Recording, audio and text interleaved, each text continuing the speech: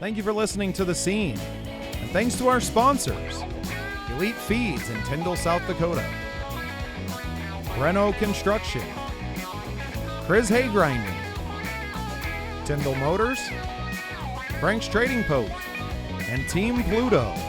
These fine businesses have sponsored Hot Dog Night in Tyndall, South Dakota, June 7th. We're so happy to have the support of our community and the small businesses inside of it. Thank you for being part of The Scene. Welcome into another exciting episode of The Scene. I'm your host, Bubba Starts, and with me today is singer-songwriter and MCMO New Artist of the Year award recipient, Jordan Beem. Hey, how's it going, man? It's great to be on the show. Yeah, hey, you were a busy man at the awards show. I think I might have walked up and shook your hand briefly, but you had a large contingent there at the show, and it was a great weekend for you, I'm sure. But before we get into all of that, why don't you tell us and all of our listeners here, who is Jordan Beem? Yeah, well, thanks for bringing up the award show. That was fantastic. Had a lot of family out there, but yeah, like you said, I'm a singer-songwriter from Des Moines, Iowa. Grew up in a smaller town outside called Altoona. Really, to be honest, I kind of grew up playing sports and in that world. And once I got to high school, kind of started singing, picked up the guitar a little bit. Music kind of grew out of it. And then once I got, done with sports in college, I moved on to the music thing more heavily. And, I've just been grinding at it for like the past 7 or 8 years, just trying to build up the kind of the acoustic, the acoustic solo singer songwriter stuff. Just now the past 5 years, it's been only focusing on country music. So really, I'm just an acoustic country singer songwriter trying to make a name and then just enjoy getting out there and playing music for all kinds of crowds and as many shows as humanly possible. So yeah, that's me. Yeah, that's awesome, man. Well, you're kind of after my own heart. My dad was also a college athlete and a musician, and definitely sparked the passion for both inside of me. So I'm also, I was a 3-sport athlete all through high school. I never played any college sports, but it's something that doesn't often go together. But I think when you kind of activate both sides of your brain like that, I think it actually does something for you in both. I think you think about sports differently as a musician, and you think about music differently as an athlete. Would you kind of speak to that a little bit? Can you relate? For sure. Yeah. Well, I think in terms of structure and just bringing like a mindset of, getting organized and making sure that, because when you're in college or if you're in high school playing sports, your workouts are organized. And if you're doing music, it kind of translates, right? So you want to make sure that everything has kind of a build up to it. If you're building up to, your show maybe at the end of the week, or like let's say you play on a Thursday, the 2 days before, you're getting hydrated, or if you're playing on a Saturday, maybe you're building your set list starting earlier in the week, just kind of like you'd be practicing for sports. So it definitely, I think, in terms of structural stuff and organization translates, but also like motivational mindset. I know on the way to gigs, I'll be playing like, I remember when I was in high school, I'd play like some heavy rock or some screamo or whatever it was, before games. And I kind of like to do the same thing before gigs, kind of just getting the right mindset. So it's obviously a little different because you still got to set up all your equipment and then the show starts. But kind of a similar mindset, just organizationally and just structuring everything. So. Yeah, that's cool. It's beautiful. And just like you said, I think I've unconsciously been doing all of that, and I've had that training just being in sports all the time where just that's the way my brain's organized. Yep. So, for me now having the podcast and everything, like my weeks are not unlike maybe a traditional, a football week, right? Where a game time Saturday night, right? So Monday and Tuesday is spent, preparing the week. I'm posting and scheduling podcast, editing, and doing all of those kind of behind the scenes and, some of like the film work, right, that you would be doing, reviewing the tape from last week, if you will. And Yep. yeah, I think there's something about being an athlete that it makes it a little easier to take like rejection and loss, and you know what I mean? Like take the L's in the That's a music really good. business. That's a great point. I think something a lot of people don't think about is rejection and loss and how to handle it.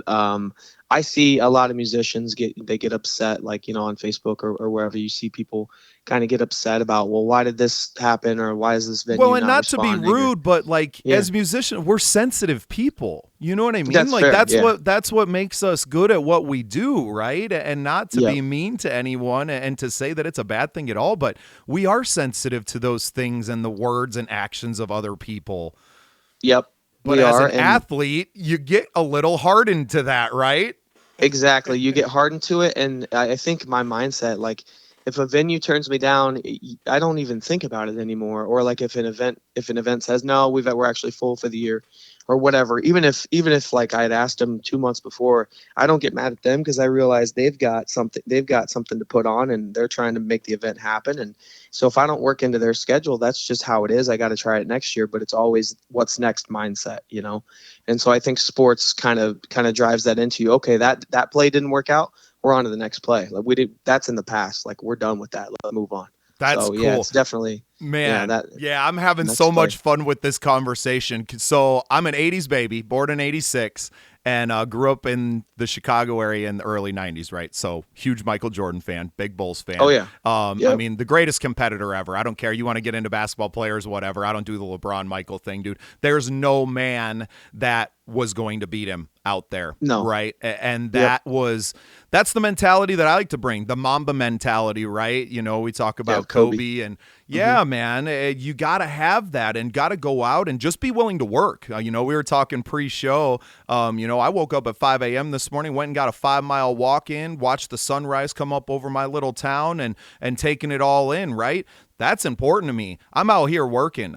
Before anybody else is even up, I've already got my workout done for the day, right? Yep, And now I'm yep. cruising, which means that I can be effective and productive all day long, that other people are just waking up. I've already got the work done. And I think Yep. that comes from sports for me, right? That's not necessarily like the musician side of me that is more of, wanting to kind of laze about and I can take my time and do that, knowing that you got too much to do, brother. You got to wake up and get going and be ready for game time. 100%. Yeah, no, that's something that, I just with working I work full time still, so I'm still doing a job and I'm still doing music. It's, you got to be willing to put in the work. And, like, people are always like, well, how are you still doing the full time job and playing 3 or 4 shows a week? Well, you're just doing it. That's how. So I think that's the other thing that being an athlete brings to the table is, I remember all of our coaches always were just saying, you just got to go do it. You just get there and go do it. And as long as you can do that and you can continuously do that, you're going to be successful. So, yeah. Yeah, so cool, man. I'm a huge sports fan, so this is a really cool mixing of my worlds too. I stay very involved. Most of the podcasts that I listen to are Chicago sports related. Bears just had a big draft. Bulls are pretty Oh, yeah. irrelevant at this point, but it's baseball season, so I'm all into Yep. the Cubs and listening to My games all the family, time. yeah. And My family's Cubs fans. So that's big Chicago Cubs fans. brother, bucket list for me is Wrigley Field, singing the national anthem and getting to do the 7th inning stretch. At that point, I can retire from the music business. Like, I don't care. You know what I mean? Do that, like Yep. that and Red Rocks, because Red Rocks is right in my mom's backyard, right? And that would be, Oh, wow. Yeah. my mom That'd being be able to something. see her son on her favorite stage in the world, right? I mean, would just be too cool, right? Like, but those two Yeah. things, and I'm good. And I can just be an opener. I don't have to headline either, like I could just, to be on the stage is more than enough for me, man. And it's It would probably be more than I amazing. deserve. I haven't dedicated that much time to like the actual music side of what I do in 20 years, man. Like, I learned how to play Yeah. guitar in high school, played a crap load in my 20s, but really since I was 24, I haven't dedicated all the time that I should be, right? I got my 10,000 hours in early. I really refined a songwriting process for myself and kind of was like, hey, you're pretty good at telling these stories and structuring these songs. And growing up listening to really good music is that. I'm not saying that they're all hits, but I have very fully formed songs, right? And Yep. that's just how they come out. They come out polished because I'm polishing them as I go. So where I haven't been on the output side of that, what I am very good at is promoting, is building a scene, which I'm finding out that I can be rather productive at in the Sioux Falls area. I'm a transplant out here. My family moved from the Chicago area to Deadwood, South Dakota, and I grew up there, and I was a vagabond for years, and just 4 years ago moved out here to Tyndall, South Dakota, which is just a thousand pop farm town in the middle of nowhere. Our Walmarts are an hour away or half hour away.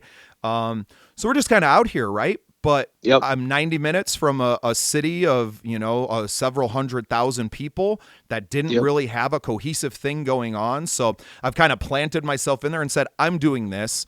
We got some great partners in some venues, and it's going to allow us to bring guys like you and our other MCMO members and stuff to start having a spot here in South Dakota. And it's just another link in the chain, right? To keep growing, and it's going to open opportunities for me to come out and play with my band and to do things out in Des Moines, and then that's the link in the chain for me to get to Chicago, to see my family around there, and to do Wrigley Field, right? Like what we're growing is so cool. And with Wrigley Field, I've done the national anthem at the Iowa Cub Stadium, so that's always I put in for it. Yeah, man. Did you? Yeah, well, I saw that. I got in really late. I think I missed their cutoff for this year, but now that I know that's a possibility, oh, heck yeah, I'm trying to get on that. Yeah, buddy. That's one, because like I've done it, and it's really neat, and you're in front of, it's obviously their farm organization, so that's something you got to do. And the Des Moines music scene is fantastic. Like I have just, in the past couple of years more so, well, not in the past couple of years, probably in the past 3 years, got out of the Des Moines music scene and more went north and things. And that's how I kind of got involved with the MCMO. But the Des Moines music scene has been amazing for me. Places like Shotgun Betty's and just some of these other smaller, locations have been fantastic for supporting live music. And like I'm able to book a full schedule if I wanted to, probably just in the Des Moines and surrounding area.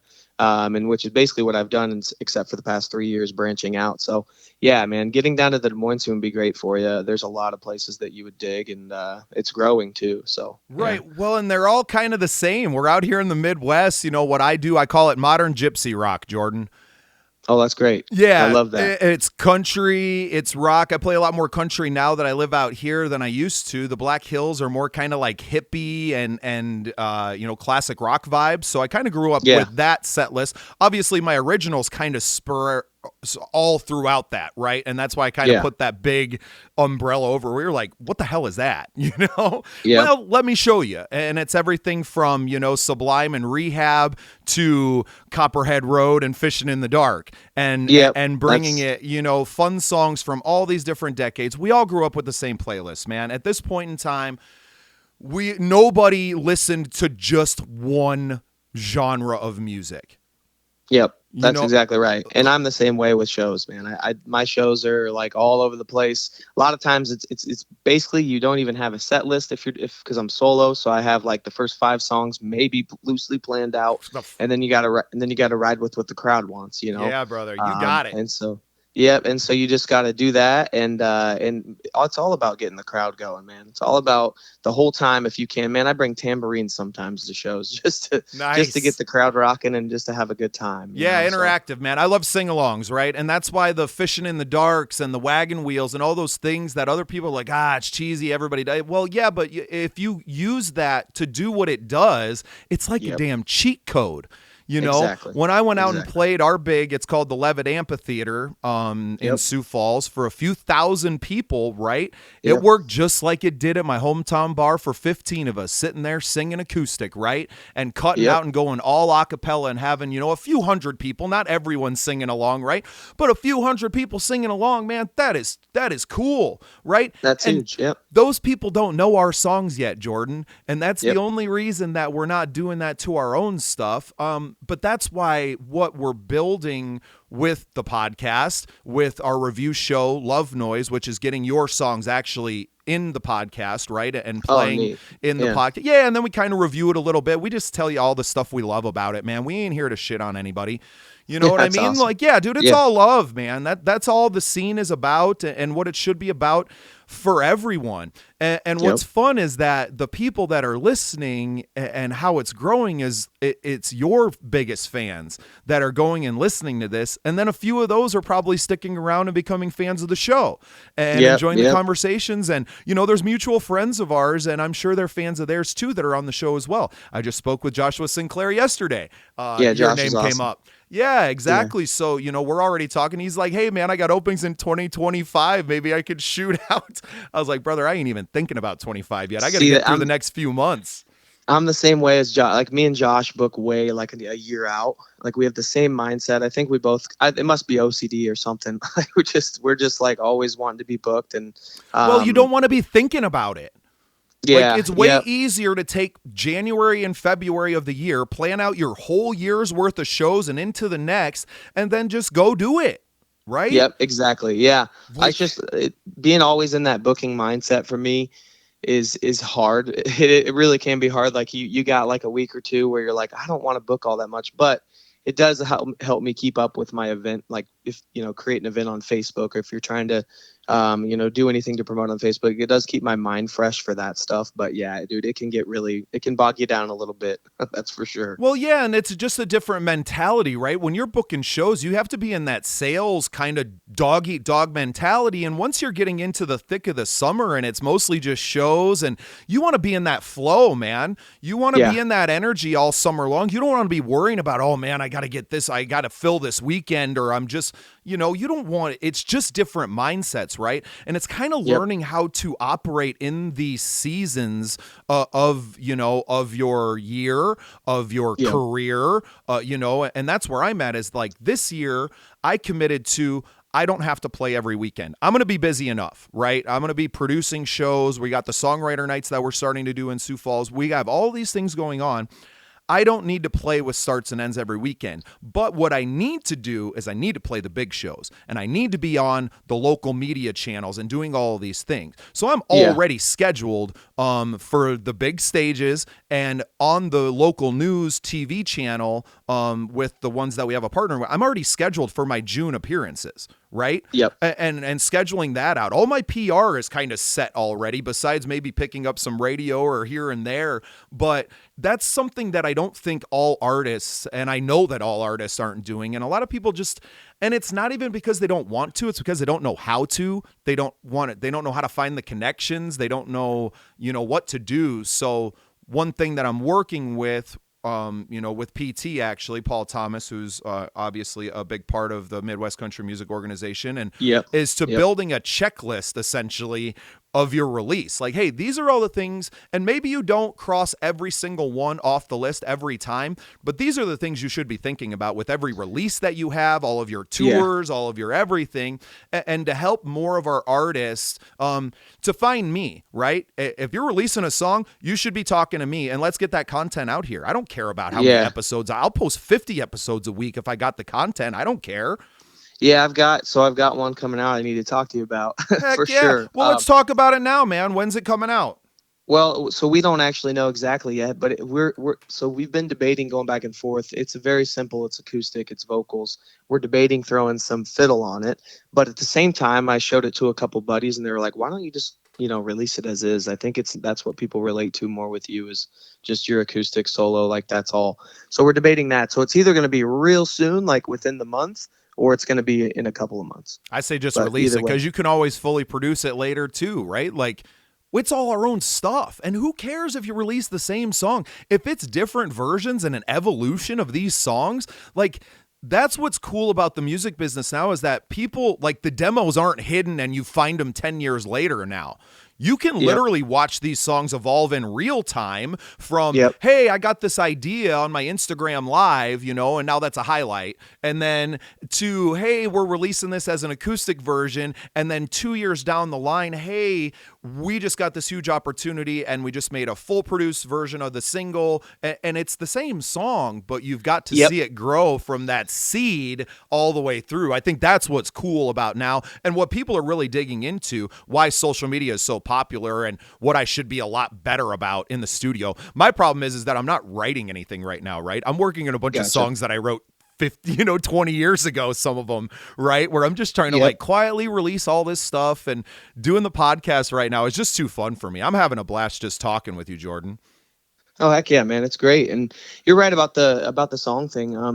You can always build it up from where it is to, as just kind of a shell of just a solo acoustic song and build off it, or you keep it how it is, like Zach Bryan. He kind of used to just keep things how it is, and now you finally see him putting more drums, and you go see his live show and he's got, like, I don't know, 16 or 15 or 10 people in his band, or whatever it is. So there's always something to build off of with it. And yeah, but I got to let you know, man, the one thing I do got to get better about is what to do around release time of a song, because I focus so much on promoting events and getting, 50 people out to a show, or getting 100 people to a show, or 150 people. I've focused so hard to do that I haven't really, took the time to focus as much on how to get the release pumped up and get the strategy going for that. So Well, I'll we've had definitely have other, to collab. yeah, we have other people on the show. Go back and listen to some of the past episodes, because that's what's fun about this is we're really just like I'm picking the brains of everyone that comes on the show, and we're all a little bit better at this thing or that thing, right? So Yeah, yeah. let's dig into what you are good at. How do you get 50, 100, 150 people out to a show, Jordan? Well, so I'd say the big ones, like the 150, that's going to be more like my hometown, or around my hometown of Altoona, which is close to Des Moines, or getting into parts of Des Moines as well. So with that, it's just pushing it in your hometown and making sure everybody knows where you're going to be. And then eventually every show that you have in whatever area that is going to be that, 100 people, 150 people. But mostly, for the 50 or the hundreds, trying to get people out around Des Moines and even outside of Des Moines is just straight up Facebook events. That's like the biggest thing. Making an event on Facebook for every single thing, every single show that you have, and then that allows you to kind of gauge what your crowd's going to be like, because you look and it says 120 people interested. Well, then you can kind of say, okay, well, that's probably going to be what, 40 or 50-ish people somewhere Right. in there. Yeah, So you start working that's, percentages at that point. yep, you do that, and then it just allows you to kind of gauge your interest, and also posting the events to all the different groups. Like, let's say I'm playing in what would you say your hometown was? Tyndall. Tyndall. Let's say I'm playing in Tyndall. I know it's small, but let's say I'm playing there and they've got a Facebook group. So I join the Facebook group and ask them if I can join, and then I post it there. We Right. So got the then Bonhomme buzz. Yeah, there you we're go. in Bonhomme County. We're bohemian out here, buddy.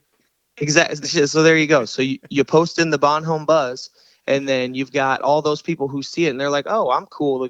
We're gonna be bored on Friday night," which a lot of people in small towns are. We want to go do something. We want to go to a show, and then they'll go. And so not only do they see it, but all your regular followers see it. And heck, sometimes your regular followers will travel with you. So it's just about being in front of people, and then posting on your story every week. I post the 3 shows or the 4 shows that I have that week, like in a nice graphic, and I post that on my Instagram. I post that on all my stories, on my TikTok, post it on my Facebook, so everybody knows where I'm going to be that week, in addition to the event page. So yeah, and it helps a lot. Yeah. Well, and people forget that once you have that event, you can at everyone and get yourself in the notifications of everyone that was invited Exactly. every Yep. single day, dude. Yep. And Every I day. know some people are like, oh my God, I don't want to bug people. Do it. Everyone else Yeah. is out there doing it. Like, Yep. do it. I don't Do like what if you they can want do. to unfollow you, unfollow me. I'm not even going to Yep. notice you. I'm not even going to. I'm And there's sorry. I'm sorry. no. I'm not here to keep up with your life. I'm here to broadcast my life. That's what I'm here for. Exactly. And everyone that's in my circle knows that, right? If I Yep. see your stuff while I'm scrolling, which is pretty rare these days, I'm going to like it and do it, but you know where I'm at. If you want to be part of our world, you know where I'm at. You know what I Oh, mean? for Like, sure. No, we are absolutely. not quiet about it. No, and you can't be. The biggest thing is just making sure that, like, the other day, I think it was my Instagram story didn't have a story posted, and I went into panic mode, because I always want to make sure there's something on my stories, no matter, like, if it's Facebook, Instagram. I always want there to be something there for people to look at. And then I've also had people say that sometimes a great thing to do is to take a day or two off. And then people are like, "Huh, where's he been?" And then go back at it. So I haven't tried that yet. We'll see if my You're too OCD brain nervous to allows. take a day off.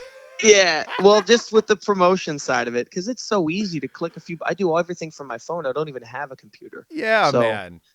So it's like you just get that little bug in your head that's like, hey, you're missing something today, and then you're posting something on the story. But yeah, I mean, it's all about staying in the heartbeat of in make of whatever city you're in, and then the places you're going to play, and making sure that the people who are there know dang sure that you're going to be there whether they come or not. Right. And So then delivering.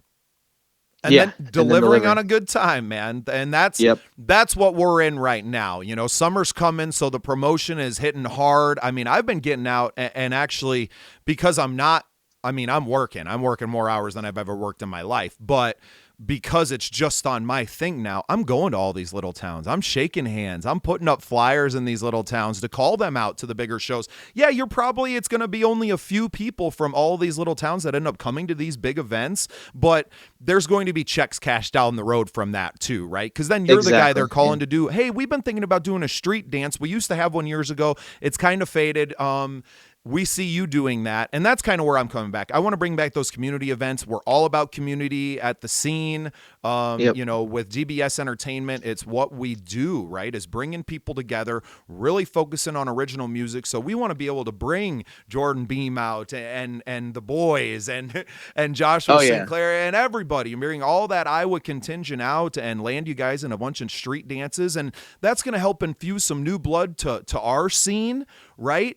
And it's going to help Yep. elevate everyone because it can get kind of stagnant out here. I think that's the biggest problem with being so isolated, is that things can just get kind of stagnant if you're not bringing in a fresh flow, right? Yep. And then that flow and being inspired by other artists and people that are outside of your smaller world. Right. Yep. And the mixing of communities. And that's what we're building. I mean, it's not like it's a far off dream that we're talking about. It's No. literally in motion. The summer of 2025 is going to be a lot of MCMO in South Dakota, which is going to include Jordan Beem and Joshua Sinclair and all these people that we met at the awards show. And you know what? Speaking of it, I got to know, how did it feel up there to receive the new artist of the year award and just having your family there? We were sitting right behind your family's table, man. It exploded when they announced your name, and I just Yeah. felt that energy, dude. It was too cool to just be around. We hadn't even met at that point, right? But seeing the love they had for you and showing up big was too cool. So what'd that feel like going up on the stage? It was great. I mean, it was surprising. I knew that the other four artists in my category were really good, fantastic, and it just was really neat. Like you hear your name announced, you go up there, and yeah, the family was there. Actually, that part, the bigger part of my family, I don't see them very often, but they came all the way from Des Moines just to be there, and that was really sweet of them. And it also, it kind of it promotes the MCMO. Like they came up and they made the drive, and so that's what we want people doing, right? We want people coming out from wherever they're at to come to the shows. So that was great to see. But yeah, it just felt so good.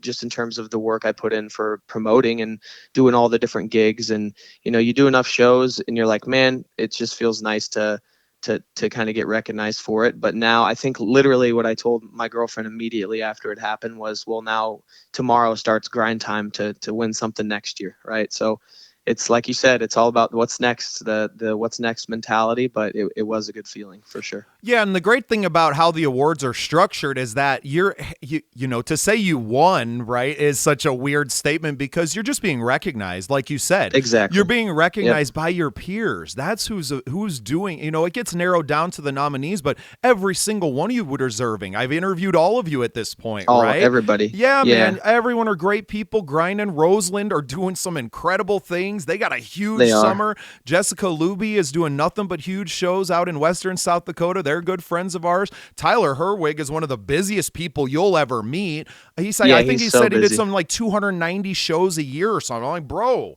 how do Yeah, you even that's. do that? I don't And know how he does it. I don't know how he does that. well, It's so crazy. I was just like, how do you even condition your voice? And he's like, I don't talk on Mondays. I was like, Yeah, well, I wouldn't that's. even think of that. right? Yep. And the vocal rest and I do a nebulizer treatment every week. Like I'm doing these things to condition my voice and to take care of my voice because because he's a lot better singer than I am. I don't know if you've listened to much of his stuff, but He's a great singer. oh my goodness, he's got some incredible vocals. And me, I used to get drunk and sing debaucherous songs. I don't really drink as much anymore, but I'm still just kind of shouting in a corner of a bar, right? Oh yeah, and I'm, I've got a good voice too, but like by the time I got to the award show, I had done 2 tailgates and 2 or 3 shows that week, so my voice was like spent at the award show. Just So wrecked. when I heard Tyler, like I tried to get that one. I was happy just to have like the 1 or 2 songs to sing. So I was like, all right, no way I could do a full show right now. And then I hear Tyler sounding like an angel. I was like, oh my gosh, like that guy's amazing. Yeah. He's got one of the best voices. You'll have to go listen to the episode that me and him did, and he shared a really cool story. I'm not going to tell it because y'all can go listen, but I think it would mean a lot to you to hear it too, as being on the other side, right? Because he had the exact opposite experience as you did. He was out there and ready to be on top of the world and hear his name announced, and in that moment, the heart sinking feeling, and completely changed his song selection for the night. So really cool. I think you would really enjoy that piece. It's up on the Patreon and the Spotify and YouTube. We're everywhere. We're check it out now. I will check it out. And I just want to say, like, yeah, I was backstage, like, in awe of his voice. And I also, like, the Jessica Luby's amazing, and they're all just fantastic. So, like, I want to make sure that they know how much I respect them. And, like, I hadn't even met any of them until that night. I had talked to, like, 1 or 2 of them, like, over Facebook and stuff, but they were all so nice and so kind. And, I also was talking to Jessica. She's got, like, the coolest tour bus. I don't know if you've seen her tour bus. We got video of it. We were chasing them down on I-90 on the way home, brother. Yeah, it's the neatest thing ever. I told her, I'm like, I'm so jealous of your tour bus. It's like a 1975, like, painted blue. It's amazing. Y'all go check out we got it posted somewhere. My wife, she had spotted them. We passed them first, right? And she's like, that was in Okoboji. And I was like, well, it must have been one of the bands. And so we were digging around, thought maybe Corey Waller and the Wicked Things, maybe they were big enough and headed out that way, but that didn't make much sense. And my wife did some investigating and found pictures of the bus on Jessica Luby's Instagram. Yep. And yeah, so we shot some content passing them. I pulled off the interstate, let them get around us, and then did another video going by them. And it was fun, man. And we just had a blast. And then Jessica, when she got home, sent us some merch, and just a great thing that we're built. It feels like a family reunion at the award show. Would you say that? Oh, this is my first year. Mine too, but you felt like you were meeting all the cousins that you never met before. Like you didn't have to know everybody to know that you're all family. Exactly. And everybody was so nice. That's the thing I noticed. Like I didn't see anybody like just being like, obviously you think that might happen at the bigger award shows. You might see somebody being kind of rude or whatever, but not even a single time did I see anybody be rude to anybody else. So it was just, yeah, it was pretty cool. And it did feel like a big family event for sure. 100%. Yeah. Well, we had a blast. We were there Friday night, sitting in the corner with the microphones set up and recording all the interviews and just meeting people, because never having been there or been a member of the organization, I was just like, how do I meet everyone and make this time productive? Right. And it was like, well, you could just do what you do. Exactly. And when I bought the tickets, Jordan, I didn't have a podcast. I had no intention of starting a podcast. But it kept coming up when I did a few podcasts with my friends who have some in South Dakota here. And I sat down with my friend Dave Hawley, who's friend of the show and a co-host of mine on Love Noise. He sits me down. I'm like, hey, I got an SM7B too. Oh, hey, I got that. Oh, hey, I got a podcast studio, don't I? He's like, yeah, you probably do. I was like, there you go. Well, I listened to enough of them to know how to make it sound good, right? I know how an interview process works, and I think we can have good conversations, and we've had nothing but good conversations since we started, so we're just going to keep going. Yeah, that's awesome. Man. Keep doing it. No, I think it's a great idea. I think it's awesome what you do, and like I said, I just want to get up to South Dakota and hang out with y'all and hang out with some more people in that area, and shoot, maybe talk to Tyler, go to Minnesota and get him down here. And That's what yeah, I'm shooting up to Minneapolis Father's Day weekend. Some good friends of mine, Alec Glauvitz has Coffee Break Entertainment up there. I'd recommend you get a hold of him if you're interested in playing the Minneapolis area. Yeah. But he got me a few shows, and I get to take my kids to a Twins game on Father's Day. Oh, that's amazing. There you Yeah. go. Well, and that's what it is, That'll be man. great. Let the music pave the way for the experiences that I want to have in life, right? Yep. We're not going to make $1 million or sell 100 tickets, but I get to go play with my new friend Luke Linnell for his release party. That's Which awesome. kind of happenstance. He works with Alec as well, and he's also an MCMO member. We hung out a bunch then kept running into each other at the awards show, and now we're on a show together in, well, about a month. Yeah, that's awesome, man. Yeah, no, and like I said, with the MCMO thing, like every time someone asks me about the award or whatever it is, the thing I always say, I'm like, well, that was great, but the best thing was just to be there and to hang out and party with everybody. And like when I got there, I went up and I went and saw Royce Johns, like he was in the Airbnb with one of the members or a couple of the Tyler Richardson and the High Bank boys. So we just hung out and had a few beers and chatted, and then then we went to the award show and hung out, and it was just like a fun night. The after party, the whole thing was like a great experience. And I just think like anybody who's listening to this episode, like get to the MCMO next year, even if you're not, even if you're just a fan of the music, buy a ticket, come experience it, come hang out, because it's just fun. Yeah, So. April 12th, 2025.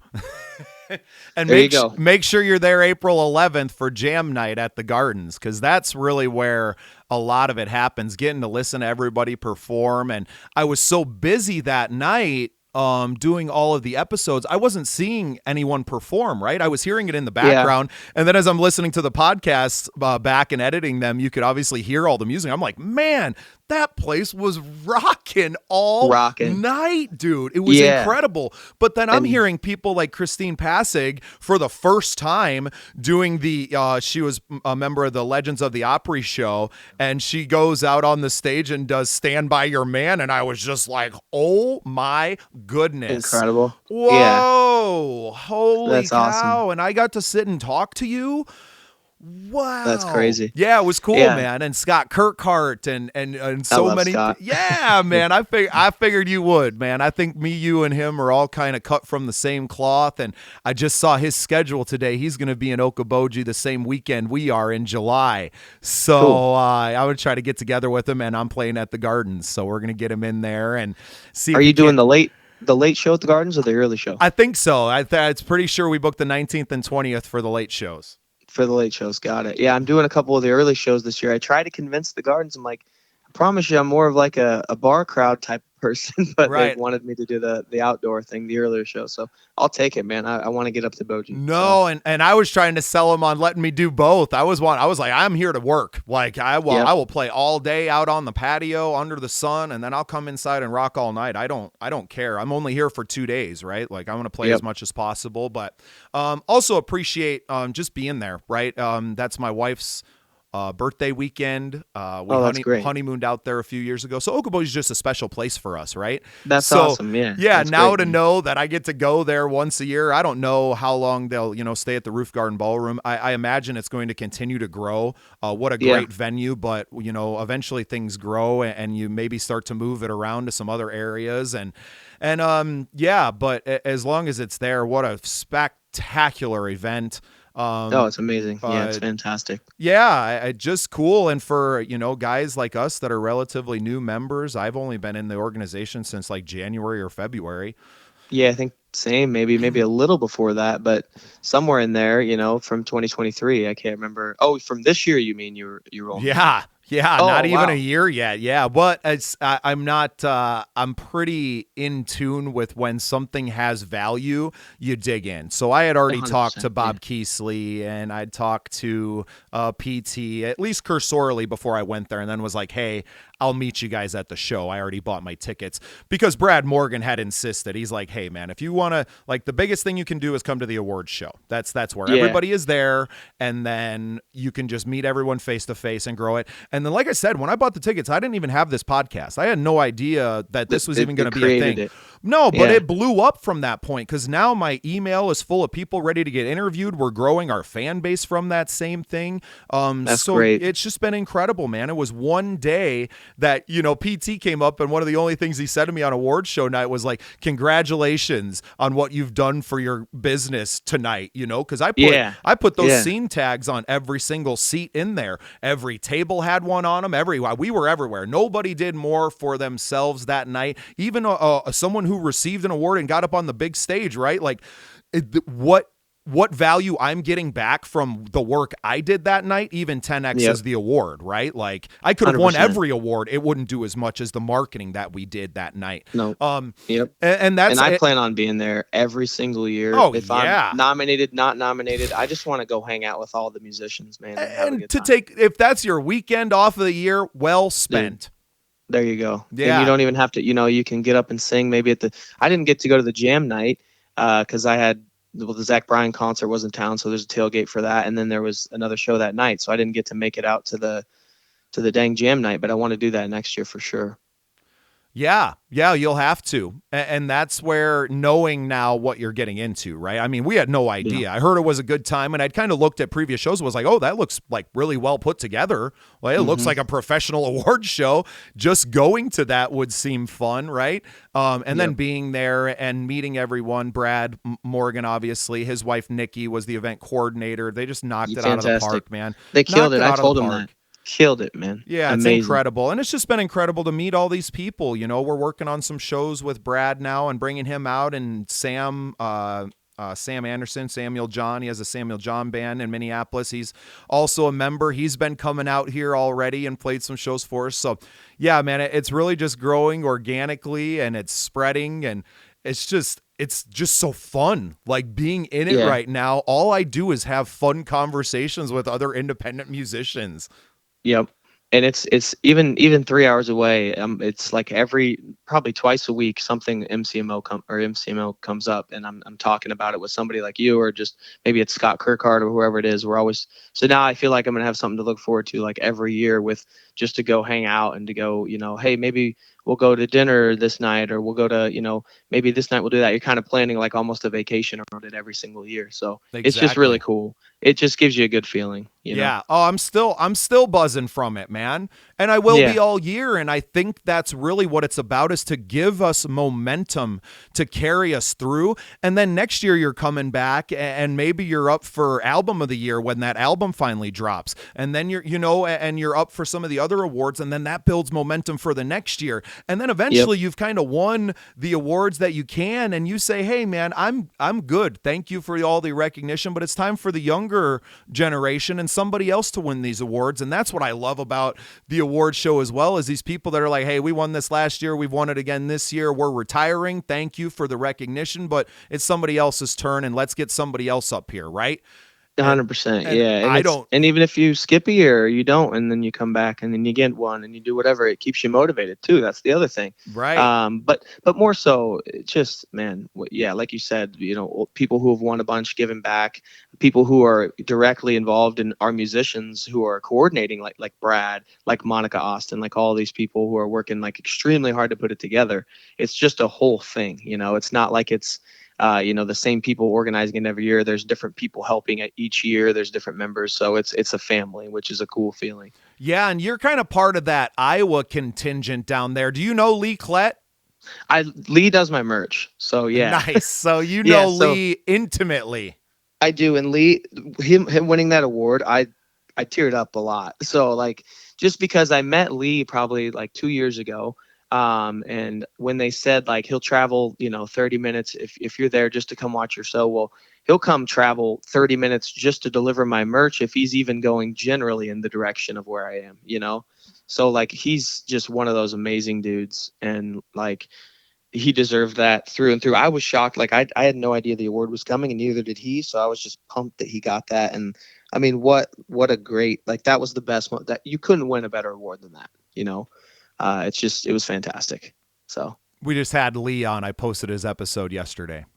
that's amazing. Lee is like one of the coolest dudes ever, and all he wants to do is support other musicians. And he's got a great band, the boys, and they kill it. And they're so fun. And they play like the Knoxville Nationals for the sprint car races here in Iowa. And so they play a lot of big events. And so not only is he, he's an amazing, first of all, role model and supporter of live music and um, everything else, but he's a great musician as well. He's doing really good on TikTok too right now, which is cool. Nice. Yeah, we Yeah. stink at our social media. I'm so good at like the visceral like physical building of dealing with venues and like Yeah. actually doing things. Somebody's going to come along eventually and make us famous on TikTok. Some intern or something. I don't know who it is. Maybe my daughter will finally be old enough in a few years to give, I don't know.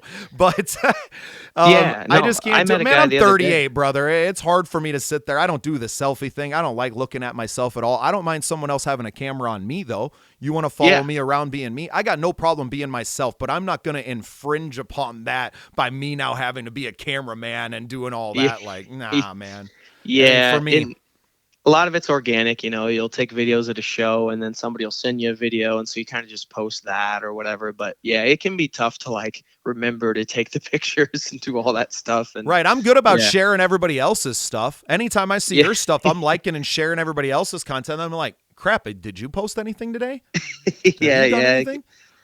I feel that, man. It's hard, and there's a lot of work to be done everywhere for everybody. I think so. Well, and I've that's got a lot to do. I've yeah, got a lot to do. and that's why guys like Lee and kind of I have a kindred spirit with him because he's doing the same thing. He probably promotes everyone else more than he promotes himself, and obviously we're spending a lot of time kind of trying to amplify other people's signal with the podcast now. It's Yeah. not about me. I mean, I just love having conversations, right? Like that's where this sparks for me. I think Joe Rogan talks about it a lot too.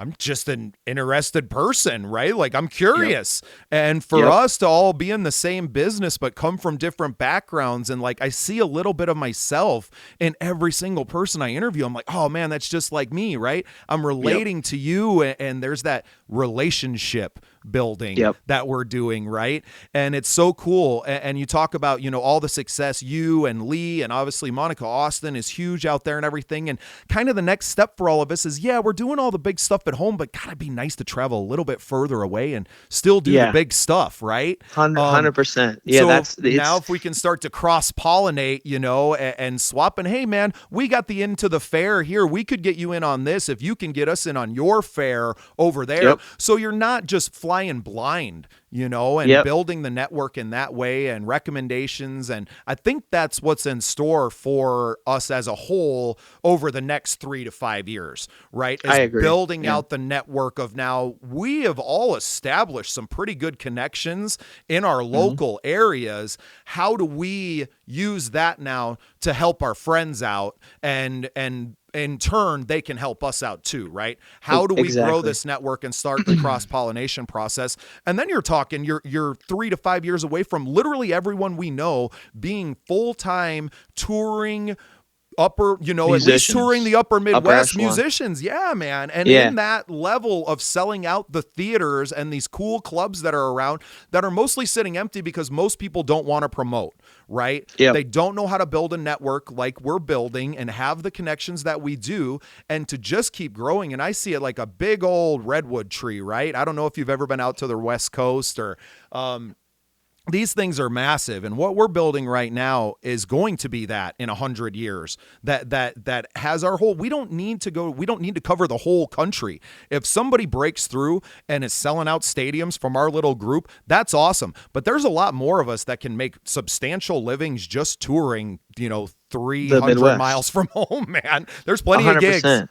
Plenty No, of I gigs. agree, and I've struggled with that getting out to like Eastern Iowa. Even that's not a scene I've been in, and the places I'm going to play in 2025 are just little bars. Which that's the thing you got to remember too. A lot of people are really good at in our organization is if I'm playing a little bar, I'm going there, I'm bringing a lot of people, and I'm gonna kill it. Like that's the fun part of what we do. Even if it's a tiny place, if it's a bigger place, we're still gonna go put on a show no matter what and have as much fun with it as possible. But yeah, I would like to travel somewhere and also play a bigger show, like versus just playing the big ones where you're from, right? So that's a good point you brought up. I think making sure, like Scott Kirkhart, I just talked to him and we got him a show at one of the bars at the Iowa State Fair, which a bar at the Iowa State Fair is is a little bit, it's a bigger deal because there's a lot of people at the Iowa State Fair, Oh, right? heck yeah. So I got him a show at the Iowa State Fair, and he was like, dude, thank you. I'm like, heck yeah, we need, like, that's the stuff we want to get, helping our friends get shows, and people who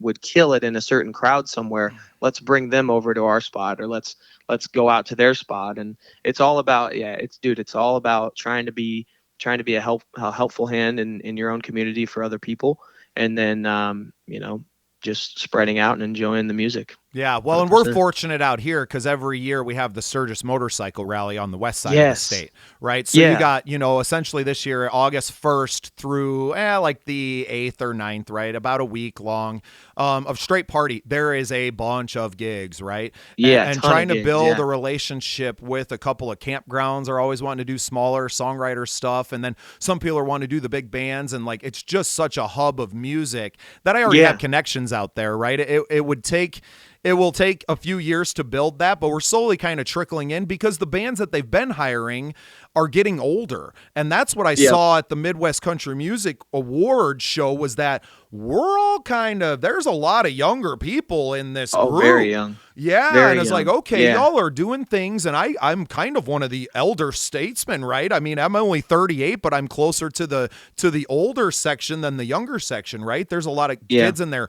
young 20s, just graduated college, just thinking this, and are wanting to attack and be independent musicians, or are already, and I'm just trying to foster that as like, hey, man, I am where I'm at in life, right? I'm 38, I'm raising kids at home, my wife and I are talking about having more kids, so like, I ain't going out on the road and doing anything crazy. Will I get to go out and pop some cool weekends off and go see my friends out of town? Yeah, but I'm not doing full-fledged 2-month tours. I'm not doing Tyler Herwig's schedule.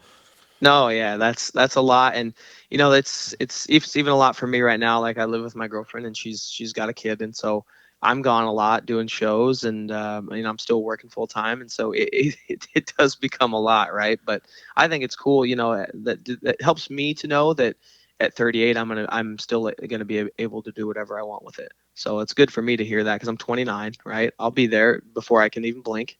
So it's just about it's just cool to hear that you're still so motivated and want to keep doing it, and I plan on keep doing it, until as old as I can do it, right? So right. Well, that's great. Yeah. Because what happened to me is that I pushed really hard in my early 20s, and I kind of got downtrodden by it out in the Black Hills scene, and then just going through personal stuff, bad breakup. Gotcha. I had a kid and a awful custody battle and everything, where I started selling weed, dude. I didn't even play music for years. Well, that eventually turned into getting felonies, going on the run to Mexico for a year, where I actually found music again. I was playing music to feed myself and my family, on the street, amazing. Playing for pesos. And I was like, this is what you should be doing. And you're eventually going to have to bite the bullet and go back and do your time. And I came back. I did just over 2 years between jail and prison, playing music the whole time in there for the guys and seeing the effect that it had on them too. I mean, I'm playing for people in the lowest of the low times, right?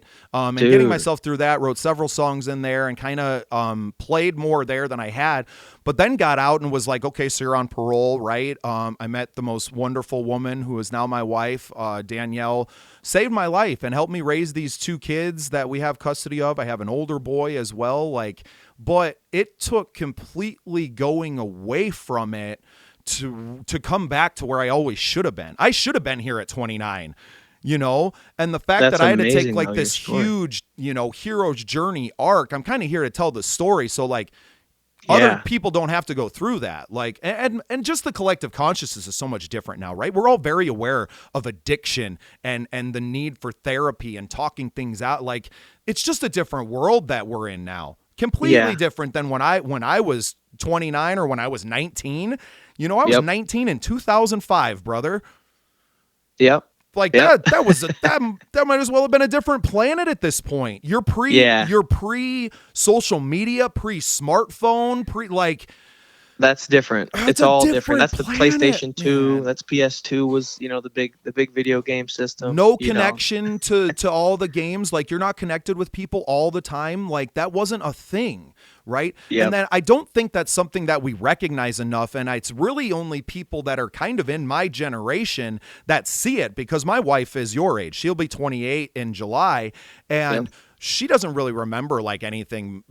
She's always had internet, right? Like you've always had, smartphone. You've always had these Pretty things, much. right? Pretty much, yeah. From your conscious memory of, by the time you were 10, 11, 12 years old, these things were out there en masse, and don't, and now my kids don't know a world without it, but we don't put the devices in their hands hardly at all. Yeah. They get them at school and they know how to use it. If my dumb old butt and our grandparents can learn how to use a smartphone, these kids ain't going to have no trouble picking it up at any point. Right? Quickly. No. And yeah, I mean, I do remember, like, I had flip phones, but my parents didn't even let me get texting until 8th grade. Good for them. I had a flip phone.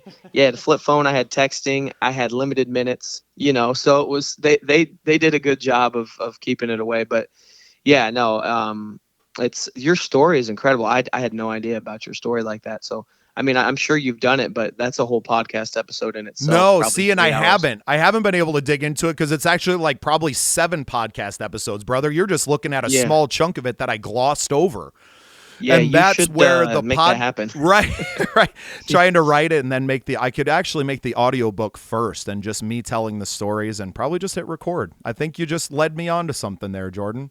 100%, dude. That's like, think about a Joe Rogan episode. Like, that's 1 or 2 Joe Rogan episodes for sure. Right. So yeah, brother. Yeah. Hey man, this has been a lot of fun. I think that's a great point to kick it off. And you got any big shows coming up in the next couple of weeks you want to tell everybody about? Well, let me take a look here. I gotta put you on speaker for a second to do it. Can you still hear me okay? Yeah, you'll be okay. Okay. So, yeah, let me look here. The end of May is where it kind of starts. Everything obviously starts picking up. So I've got, middle of May coming up, Shotgun Betty's on the 17th. That's a decent one. But the bigger ones that I'm doing, the VIP room at Vibrant Music Hall, the new kind of big music hall out here in West Des Moines. It's really, really nice facility. Riley Green is going to be there. I'm doing the VIP room. So I'm not opening for him or anything, but I'm doing the VIP room before and after. So that'll be neat. If you're going to that concert, get there. I've got a street dance coming up in a place called Grand River on June 1st. And then I'll be doing that national anthem at the Cub Stadium on June 6th. And then it used to be called River Ruckus, but now it's called the Ruckus kind of country music festival. I'm doing a before party out there on June 8th and an after party at a place called Brick and Ivy after that. So those are some of the shows. And then, going from there's some rodeos and things like that at the end of June. But those are some of the things you can look at. If you hop on my Facebook, my Facebook's got all of my whole schedule is always going to be listed at the top, plus all my events. So you can get on there. That's at JB Music. If you get on my website, that's jordanbeammusic.com. That's got everything there as well. Or my Instagram at JB Music, Jordan Beem Music _. You can hop on my Instagram as well. But otherwise, everything should be there. You're everywhere. You got it. Jordan, thanks for joining the show, man. This was a blast. Yeah. And I think because of just circumstances and mentioning Lee and all the big things you got coming up, I think this might be an instant release. So you're going to be sharing this one later today. Heck yeah, dude. I'd love to do that. And plus, I need some content to put out today anyway. So good. Well, that's fantastic. A 56-minute long podcast should count as content. Cool, man. That's sweet. Yeah, it's an awesome thing you're doing, man. I love it. Thanks, man. Hey, I love everything that you're doing, and congratulations on the recognition as New Artist of the Year. And I love that it motivated you to go work harder this year, and that's what it should be, man. You're an inspiration to a lot of other people out there, and I appreciate your time, man. Yep, thank you so much, man. You have a good day, and do that podcast like we talked about. Yeah, I'm going to. You got to do it. Yep. Thank you for listening.